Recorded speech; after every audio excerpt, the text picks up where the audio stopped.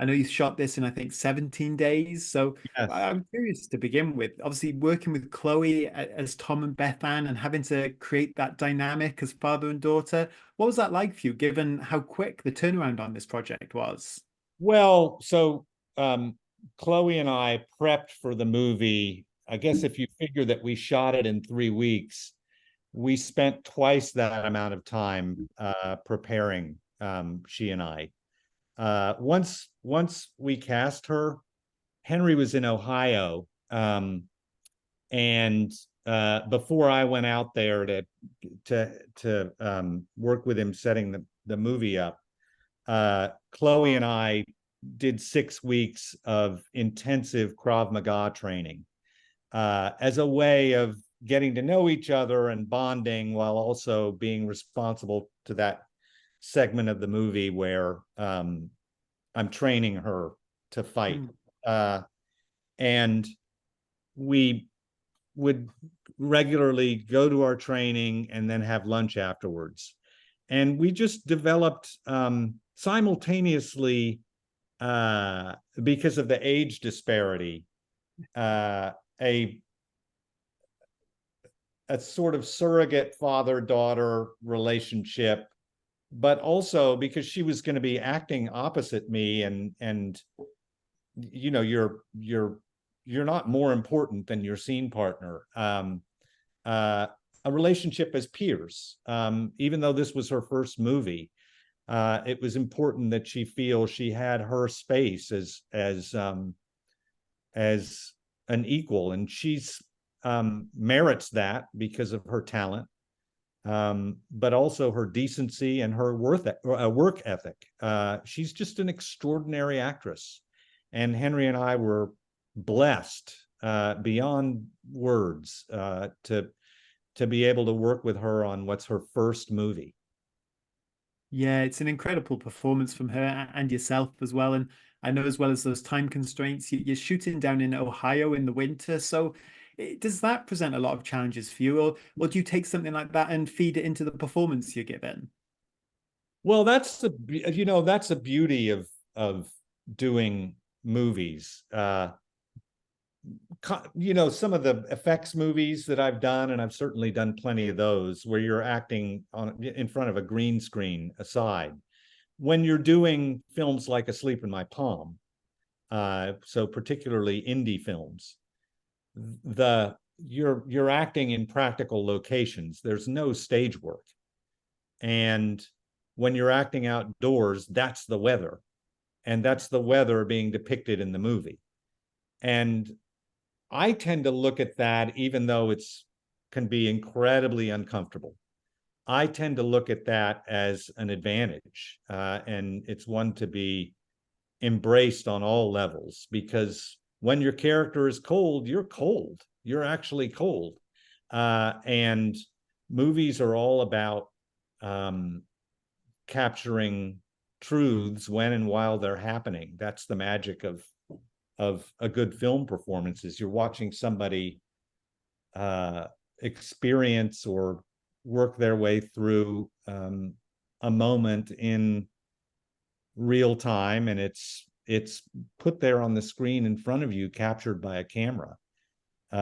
So when the environment lends itself to that, it's great. And yeah, it was really, really cold.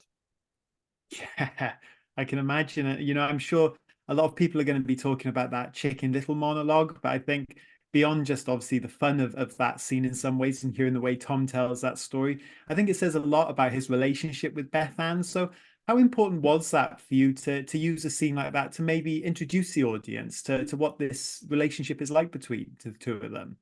I think what was important to me was to play it truthfully and honestly, and it's always tricky to allow yourself, and this is whether you're doing a Shakespeare monologue or a contemporary monologue intimately in a film, where you're telling a story, to allow yourself to come up with it in the moment, so it doesn't feel rehearsed or learned.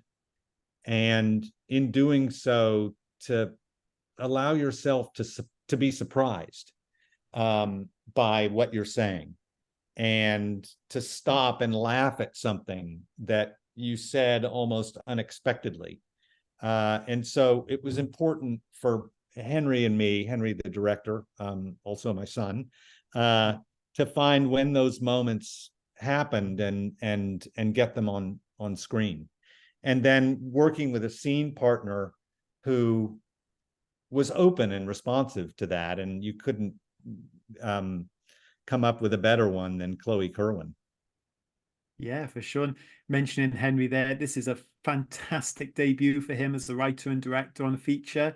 But for you, obviously being father and son, did you have to put that relationship to one side as an actor to some extent so he could be your director? Or was that father and son relationship actually a good part and an important part of this collaboration between the two of you? It was largely an important part of the collaboration. And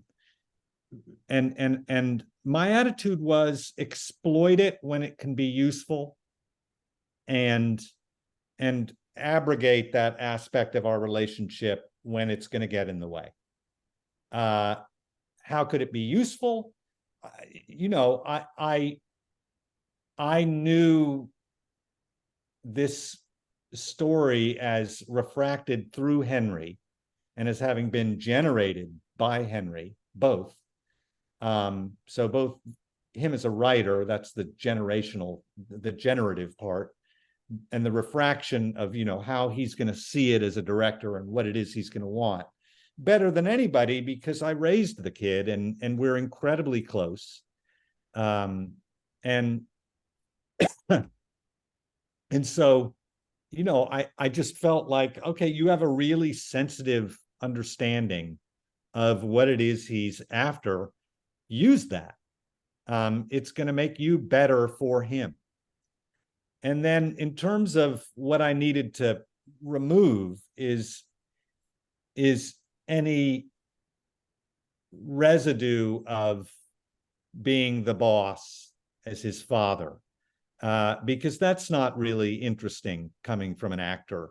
You really need to give yourself over to the director and the director's vision. And if the director wants something and asks for something and you've signed on to do a project as an actor, then you just do what the director wants in the best way possible. And there were a couple of instances where I disagreed with Henry, and had to say, look, he's 70 years old. This is his 50th movie. And you do the project a service by treating it that way. One example was he wanted the character to wear glasses, and I had questions about that, and he was right. And you know, I could easily have said, no, Henry, I'm not going to do that. But, you know, didn't even cross my mind. I said, okay, let's look at glasses, and then worked with that a little bit and said, my God, you're right. I love it. Well, that's fantastic to hear. While I've got you, Tim, you mentioned big films earlier, obviously Captain America next year. Is there anything at all you can tease about that transformation into the leader? Obviously, you're working with Anthony Mackie, Harrison Ford on that one. Excited about that project? Really excited, had a great time filming it, and worked with the Marvel team and this wonderful makeup artist named David Atherton, with whom I've collaborated on, I think, about a dozen movies now. And I think people are going to be pretty excited about what this guy looks like. Awesome. And what he has to say and what he does. And, you know, all power to the amazing team over there at Marvel. Oh, well, I cannot wait for that one. But more importantly, for now, I cannot wait for people to see this film because phenomenal work by you, Henry, Chloe, everyone involved. What an amazing film. One of my movies of the year already. So thank you so much, Tim. Thank you. And thanks for your interest in it. I really appreciate it. Talk to you next No, time. cheers. Thank you so much. Have a good one. Bye. Congrats. Thanks.